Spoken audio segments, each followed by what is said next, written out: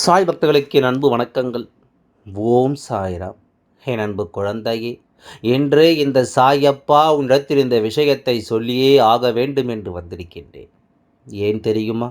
இன்றும் இந்த விஷயம் உனக்கு தெரியாமல் போனது என்றால் இந்த வாழ்க்கை உன்னை சுட்டி நடத்துகின்ற எந்த ஒரு உண்மைகளுமே நீ தெரியாமல் போய்விடுவாய் என்பதனால்தான் என் குழந்தையே, உன் அப்பா உனக்கு சொல்லக்கூடிய எல்லாமே இந்த வாழ்க்கையில் உன்னை நிச்சயமாக மிகுதியான அளவில் பாதிப்பிற்கு உள்ளாக்கி இருக்கின்றது. நடக்கின்ற விஷயங்களை பற்றி மட்டும்தான் தேவையில்லாமலும் காரணம் இல்லாமலோ நான் எதையும் உன்னிடத்தில் சொல்ல முன் வருவது கிடையாது என்பதனை முதலில் நீ புரிந்து கொண்டால் அது போதும். என் அன்பு குழந்தையே, அண்ணி அண்ணி என்ற உறவு முறையை சொல்லி நீ அழைத்த ஒருவர் உன் வாழ்க்கையில் செய்திருக்கின்ற காரியம் என்னவென்று கேட்டால், நிச்சயமாக என் குழந்தை, நீ மிகுந்த மனவேதனைக்கு ஆளாகி போகுவாய். மிகுந்த மன கஷ்டத்தோடு நீ நிச்சயமாக வேதனைப்படுவாய்.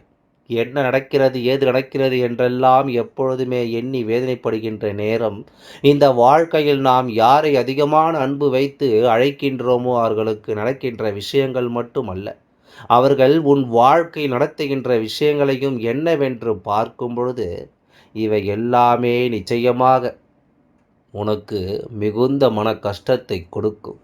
இதுவரையிலும் இந்த விஷயம் உன் வாழ்க்கையில் வெளியில் சொல்கின்ற அளவிற்கு பெரிதான பாதிப்பினை கொடுத்து விடவில்லை. ஆனால் சில காலமாக இவர்கள் உன்னுடைய வாழ்க்கையில் செய்து கொண்டிருக்கின்ற இந்த விஷயத்தை என்னவென்று பார்க்கும் பொழுது, இதுவெல்லாமே மிகுந்த வருத்தத்தை கொடுக்கின்ற விஷயமாக மாறிவிட்டது. நாம் நம்பிக்கை வைத்து ஒரு உறவை அன்போடு அழைக்கின்றோம். நாம் நம்பிக்கை வைத்து ஒரு உறவை நமக்கானவர்களாக நினைக்கின்றோம். அன்போடும் ஆசையோடும் ஒரு உறவு முறையை சொல்லி அவர்களை அழைக்கின்றோம். ஆனால் நாம் செலுத்திய அந்த அன்பிற்கு ஒரு துளி அளவு கூட தகுதி இல்லாமல் இவர்கள் நடந்து கொள்ளும் பொழுது, நிச்சயமாக அது உன்னுடைய வாழ்க்கையில் எந்த அளவிற்கு காயத்தை கொடுக்கும் என்பதை என்னால் புரிந்து கொள்ள முடிகின்றது. இதனை உணர்ந்து கொள்வதனால்தான் இந்த சாயப்பா உன் முன்னால் நின்று உனக்கான விஷயங்களை எல்லாம் எப்பொழுதும் நடத்துகிறேன் என்பதனை நீ மறக்காதே என் குழந்தையே. யாருமே இல்லை என்று சொல்லாமல் உன் அப்பா நான் இருக்கிறேன் என்பதனை புரிந்து கொண்டு என்னை எந்த உறவு முறையை சொல்லி நீ அழைத்தாலும் அப்பா அந்த உறவு முறையான அன்பை உனக்கு கொடுப்பேன் என் குழந்தையே. நமக்கான அன்பு நமக்கு கிடைக்கும் வரை இந்த வாழ்க்கையில் பல போராட்டங்கள் நாம் சந்திக்க வேண்டி இருக்குமே என்று நினைக்க, என்ன நடந்தாலும் சரி, இந்த வாழ்க்கையில் எந்த விஷயங்கள் வந்தாலும் சரி, எல்லாவற்றையும் தாண்டி நமக்கு கிடைக்கின்ற எல்லா துன்பங்களும் சோதனைகளும் நமக்கான மகிழ்ச்சியை கொடுக்கும் என்பதை நீ புரிந்து கொள்ள வேண்டும். நம்மால் எதையுமே பெரிதான அளவில் எதிர்பார்த்து இந்த வாழ்க்கையை வாழ்ந்துவிட முடியாது என்று சொல்லி நீ கலங்காதே. உனக்கு வேண்டியது ஒவ்வொன்றையும் நான் ஒவ்வொரு நாளும் உனக்கு உறுதியாக கொடுப்பேன். ஒவ்வொரு நாளும் இந்த வாழ்க்கையில் உனக்கு உரிய வெற்றியாக நான் நடத்தி தருவேன் என்பதை நீ புரிந்து கொண்டால் அது போதும்.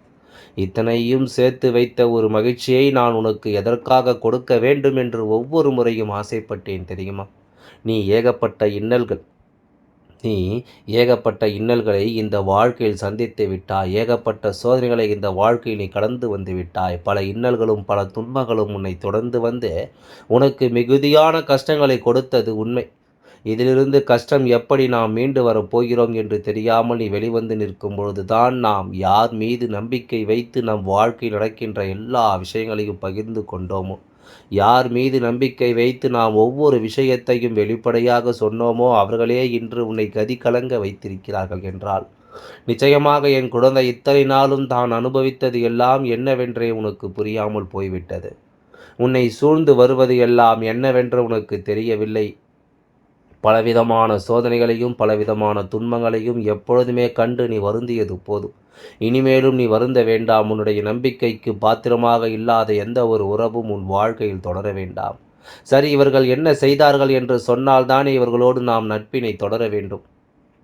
நட்பினை தொடர வேண்டுமா வேண்டாமா என்று உனக்கு தெரியும். அண்ணி என்கின்ற ஒரு உறவு தாய்க்கு நிகரான ஒரு உறவு. அப்படிப்பட்ட ஒரு உறவு ஒரு துரோகத்தை செய்கிறது என்றால் நிச்சயமாக அதை எவ்வளவு சாதாரணமாக நம்மால் எடுத்துக்கொள்ள முடியாது. இப்படிப்பட்ட ஒரு உறவு உன் வாழ்க்கையில் உனக்கு ஒரு கஷ்டத்தை கொடுக்கிறது என்றால் அதை அத்தனை சுலபமாகவெல்லாம் நம்மால் எடுத்துக்கொள்ள முடியாதல்லவா? இந்த நிலையில் இந்த வாழ்க்கையில் நம்மை தேடி வருகின்ற எல்லா விஷயங்களையுமே நாம் சரியாக என்னவென்று தெரிந்து கொள்ள வேண்டும். உன்னை சுற்றி நடப்பது ஒவ்வொன்றும் என்னவென்று நீ நிச்சயமாக உணர்ந்து கொள்ள வேண்டும். என்னவாகும் ஏதுவாகும் என்று எப்பொழுதுமே நாம் புரிந்து நடந்து கொள்ள இந்த வாழ்க்கை நமக்கான நன்மைகளை எல்லாம் நடத்தி கொடுக்க ஒவ்வொரு முறையும் முன்வந்து கொண்டிருக்கின்றாய். சில விஷயங்களை பிடித்து கொண்டு நீ வாழ்க்கையின் அடுத்த கட்டத்தை நோக்கி நகரும் பொழுதெல்லாம் உன்னோடு உடனிருந்து உனக்கு கை கொடுத்து தூக்கி விட்டது போல் அல்லவா இவர்களின் வார்த்தைகள் எல்லாம் இருந்தது. இவர்கள் பேசிய ஒவ்வொரு வார்த்தையும் விஷயங்களும் உனக்கு அப்படித்தானே இருந்தது. உனக்குள் மிகுந்த நம்பிக்கையை கொடுத்தது நம்மால் இந்த வாழ்க்கையை நிச்சயமாக நடத்திவிட முடியும் என்ற ஒரு உண்மையான உணர்வை உனக்கு இவர்களுடைய வார்த்தைகள் கொடுத்தது என்பதுதான் உண்மை. ஆனால் ஏன் இவர்களுக்குள் இந்த மாற்றம் என்று தான் உன் சாயப்பா எனக்கு புரியாமல் இருந்தது. ஆனால் நான் இதையெல்லாம் கண்டு கொண்ட பிறகு, உன் வாழ்க்கை நடந்ததையெல்லாம் என்னவென்று உணர்ந்த பிறகு, இவர்கள் எதனால் இப்படி மாறினார்கள் என்பதனையும் நான் உணர்ந்து கொண்டேன். என் அன்பு குழந்தையே, என்னவாகும் ஏதுவாகும் என்று சொல்லி நீ எப்பொழுதும் மனம் குழப்பமடைந்து விடாதே. உன்னை சுற்றி நடக்கின்ற எல்லா நல்ல விஷயங்களையும் என்னவென்று நீ தெரிந்து கொள்ள முயற்சி செய். உன்னை தேடி வருவது எல்லாவற்றையும் நான் எப்பொழுதும் சரியான மனநிலையோடு பெற்றுக்கொள்ள எப்பொழுதும் முடிவு செய்து கொண்டிருக்கின்றேன் அல்லவா? உனக்கு வேண்டியது ஒவ்வொன்றையும் நான் ஒவ்வொரு முறையும் உன்னை தேடி வந்து உனக்கு தந்து கொண்டிருக்கின்றேன் அல்லவா? அப்படி இருக்கும்பொழுது நான் உன்னிடத்தில் பொய் சொல்ல வேண்டும் என்றும் அல்லது உன்னுடைய வாழ்க்கை நடப்பதையெல்லாம் தேவையில்லாமல் உன்னிடத்தில் உன்னை காயப்படுத்த நினைக்க வேண்டும் என்றோ எந்த அவசியமும் எனக்கு கிடையாது. என் குழந்தையே, நீ ஒரு உறவை மிகுந்த அன்போடு அழைக்கிறாய். நான் உதாரணத்திற்கு அண்ணி என்ற பெயரை சொல்லி வந்திருக்கின்றேன். ஒருவேளை நீ வேற யாரையாவது ஒரு உறவை இந்த வாழ்க்கையில் புதிதாக நம்பி இருந்தாய் என்றால், உன்னுடைய வாழ்க்கைக்குள் புதிதாக வெளியிலிருந்து வந்த ஒருவர் இப்பொழுது உன் குடும்பத்தோடு ஒன்று இருக்கின்றார். ஒருவர் நிச்சயமாக உனக்குள் கொடுக்கின்ற அந்த நம்பிக்கைக்கு பாத்திரமாக இல்லாமல் நான் சொல்வது போல் அவர்களுடைய நடவடிக்கைகள் எல்லாம் இருக்கிறது என்றால், நிச்சயமாக இந்த உறவு உனக்கு கொடுத்திட்ட போலியான அன்பை நீ உணர்ந்திடுவாய். என் அன்பு குழந்தையே, இவர்களிடத்தில் உன்னுடைய வாழ்க்கை நடக்கின்ற எல்லா விஷயங்களையும் உன்னுடைய மன ஆறுதலுக்காக பகிர்ந்து கொண்டாய் அல்லவா?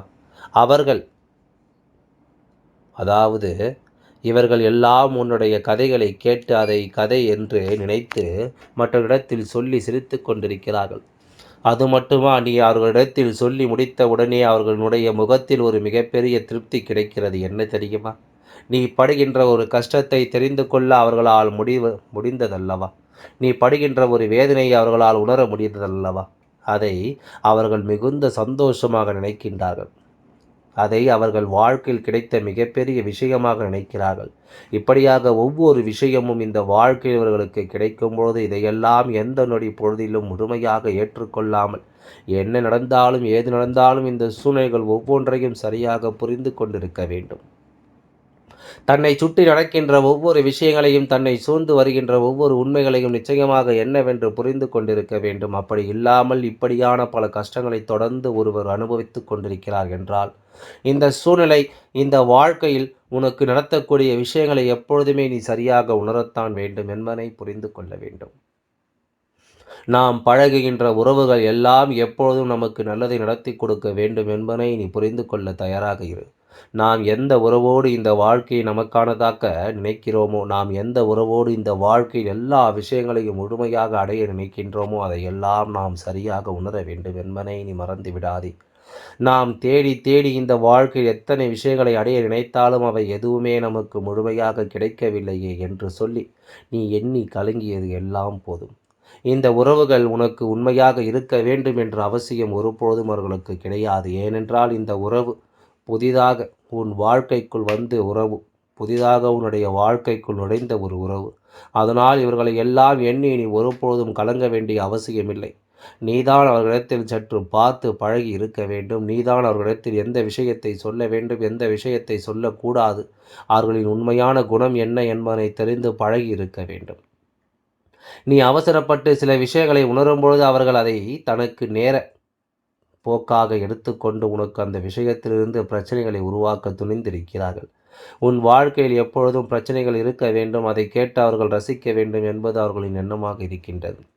உதவி செய்வது போலத்தான் பாசாங்கு செய்கிறார்கள். ஆனால் அவர்கள் உன் குடும்பத்தில் இருக்கின்றவர்களிடம் உன்னை பற்றி தவறான விஷயங்களை சொல்கின்றார்கள்.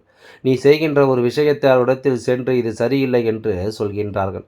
அப்படி சொல்லும்போது அது உன்னுடைய வாழ்க்கையில் ஒரு மிகுதியான பாதிப்பை உன்னுடைய குடும்பத்தில் இருப்பவர்களிடமிருந்து உனக்கு ஏற்படுத்தி கொடுக்கிறது என்பதுதான் உண்மை.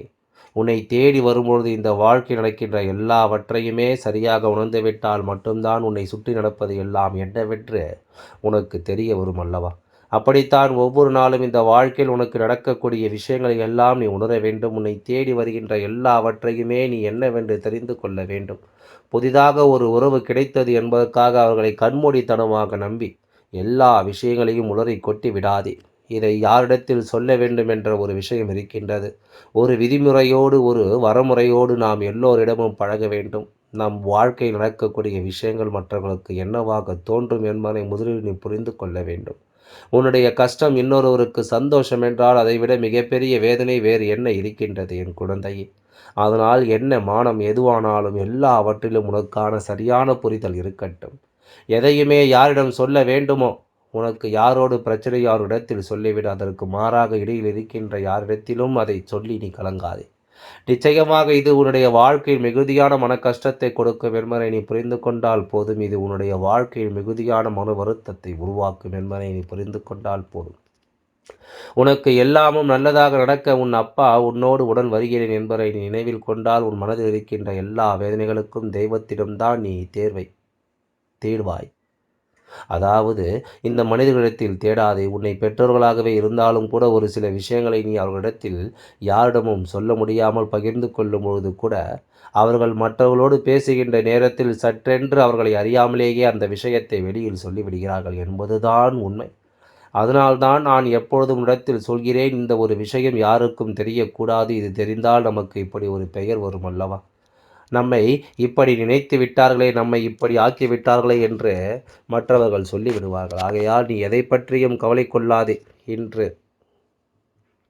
உனக்கு நிகரான அனைத்து விஷயங்களையும் உன் சாயப்பா நான் நிறைவேற்றி தருவேன். அனைத்தும் நல்லபடியாக நடந்து முடியும். எதற்கும் கவலை கொள்ளாமல் இரு. எல்லாம் நல்லபடியாக நடத்தி தருகின்றேன். ஓம் சாய்ராம். நன்றி. வணக்கம்.